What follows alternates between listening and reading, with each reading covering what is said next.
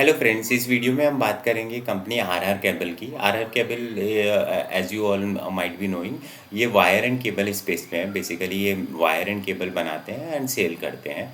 And at the same time they have some small portion of FMEG as well. तो fast moving electronic goods का भी इनका एक segment है। So it's like almost the same sector company जो अपना Polycab और KEI industry है, which we talk other day. So basically as you all know that हमारे कंट्री के अंदर पूरा इंफ्रास्ट्रक्चर सेक्टर पे काफ़ी काम चल रहा है। गवर्नमेंट स्पेंडिंग बढ़ रही है, as well as housing sector is also doing well. So from that perspective cable and wire का ग्रोथ काफ़ी डिसेंट है, even from last couple of year as well as in this quarter as well. Just to put up parity, अगर इस quarter में भी बात करें तो पॉलीकैब का सेल्स का ग्रोथ हुआ है 40%, वाइल के आई इंडस्ट्रीज का जो है वो ग्रोथ हुआ है कुछ 20%, because they have some capacity constraint. And at the same time अगर इस कंपनी की बात करें आरआर केबल की, तो they have the growth of revenue of around 42.3%। और उसमें अगर will put the number of volume growth, तो volume growth itself is 30%। And the revenue growth का जो बाकी जो प्राइसिंग है वो basically as you all know, ये कमोडिटी अप साइकिल चल रहा है, जो कॉपर एल्यूमिनियम का प्राइस बढ़ता जा रहा है, तो उस वजह से they also had to increase their price, तो उस प्राइसिंग का इम्पैक्ट आया। सो बेसिकली अगर प्राइसिंग को साइड में भी रख दें, because that's not a structural price increase, more of a pass on of the raw material prices, तो 30% का growth we can say. Now अगर ये रेवेन्यू का ग्रोथ जो 42% हुआ है, उसके अगेंस्ट में एबिटा का ग्रोथ देखें तो that is 86%। Now this is really phenomenal in terms of growth, because इनको काफ़ी डिसेंट ऑपरेटिंग लीवरेज मिला है। They worked on cost and everything. So वहाँ पे इनका कुछ एबिटा मार्जिन काफ़ी सब्सटेंशियली इंक्रीज होकर 8.3% पे आ गया है। एंड सम ऑफ एनालिस्ट ने मैनेजमेंट से पूछा भी कि ये वन ऑफ है या रहने वाला है, इन विच मैनेजमेंट हैज़ कन्फर्म की even next year this will be around this level, and they are targeting to get the EBITDA margin to 10% in FY28. So 2 साल बाद में 10% हो जाएगा। तो from EBITDA margin perspective से very healthy stories there.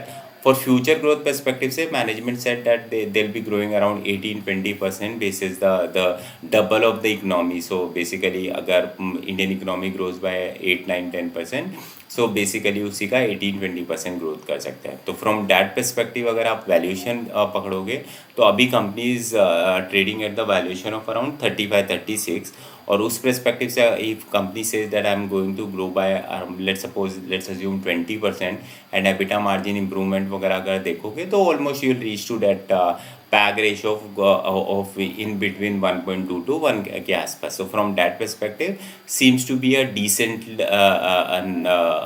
opportunity from that perspective, because अगर आप दूसरी cable and wire industry companies की बात करेंगे तो उधर Polycab and these guys, Polycab is का पी कुछ 43-44 है, and they are growing revenue by 40%। इस बार उनका पैट का ग्रोथ कुछ 35 था, because they took this raw material price increase gradually, so that's where it impacted, but they also valued around 1.2 के आसपास. And so in case of KI, while their revenue grow by 20%, but their PAT grow by 40%. So from that perspective also, they also fall in the same range of 1.2. So all three companies valued at same level. In terms of Polycab, they have a scale, they are coming out with different initiative and everything. So from that perspective, Polycab seems to be a much better story. But RR Cable also, considering their current number, their growth, their EBITDA aspiration and everything, this also looks a great story to come. In terms of new future growth lever, तो उनकी new manufacturing facility up and live होने वाली है, तो that will give them future lever in terms of growth. Because current capacity की बात करेंगे तो वायर 70% के आसपास फुली यूटिलाइज है और केबल 90% के आसपास है। तो फ्यूचर ग्रोथ के परस्पेक्टिव से कैपेसिटी आना जरूरी था, विच विल कम लाइव। सो वो सॉर्टेड है। Second, for future growth lever perspective, while domestic market India is going very well, but they said that export will do pretty well, because from that perspective export will be a good story for them. And just to reiterate, whenever company says to export, the margins are always higher. So उस perspective से it will be a a good story when it comes to overall. If export increase, then their margin will further increase. Second piece जो EU FTA हुआ है उस वजह से अभी तक उनको कुछ ड्यूटी लगती थी 3.7% की, तो वो भी जीरो हो जाएगी, तो वहाँ से भी इनको डिमांड इंक्रीज होने का एक्सपेक्टेशन है. So that will become the second lever.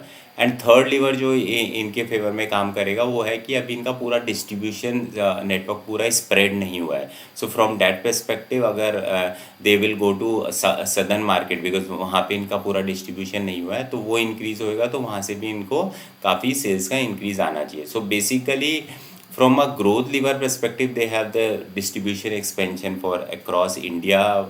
Export may, yeah, they have the big scale up, and they say they will do well when it comes to the EU FTA. US also will be a bigger piece.